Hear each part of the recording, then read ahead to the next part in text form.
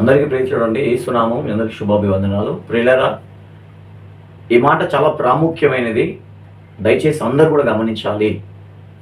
ఎందుకు ఈ మాట చెప్తున్నానంటే, బైబిల్లో ఎంతోమంది రాజులను మనం చూస్తూ ఉన్నాం, ఎంతోమందిని అధికారులను చూస్తూ ఉన్నాం, ఎంతోమందిని ప్రధానులను మనం చూస్తూ ఉన్నాం.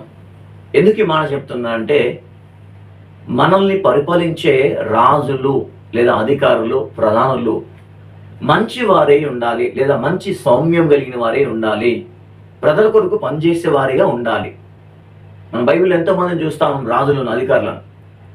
ఆ ప్రజలు నశించిపోయే పరిస్థితులు ఉన్నప్పుడు కొంతమంది వారిని పట్టించుకోలేదని విడిచిపెట్టేశారు. కాబట్టి ప్రియులారా, మీకు తెలుసు ఎవరు మంచోళ్ళో ఎవరు చెడ్డవారో చూసి, మరి ఎలక్షన్ దగ్గరగా రాబోతుంది. ఎలక్షన్ చాలా దగ్గర ఉంది. కాబట్టి ప్రియులారా గమనించండి, మీ సమీపంగా అన్ని వేళల్లో మీకు అందుబాటులో ఉండే నాయకుడిని మరి మీరు ఎన్నుకోవాల్సిందిగా మనం చేస్తూ ఉన్నా. దయచేసి కఠినంగా మనల్ని శిక్షించే వారిని మనం ఎన్నుకోవడం కాదండి, మన కొరకు పనిచేసే వ్యక్తిని ఎన్నుకోవడము అది చాలా మంచిది. బైబిల్ ఎంతోమంది అధికారం చేతికొచ్చిన తర్వాత ఆ అధికారాన్ని వినియోగించుకున్నారు, ఆ అధికారాన్ని మరి చెడ్డవాటికి వినియోగించుకున్నారు, ఆ అధికారాన్ని వారికి నచ్చినట్టుగా వినియోగించుకున్నారు. ఎప్పుడు కూడా అధికారం చేతులు ఉందని విర్రవేయిపోవడం అది కరెక్ట్ కాదండి.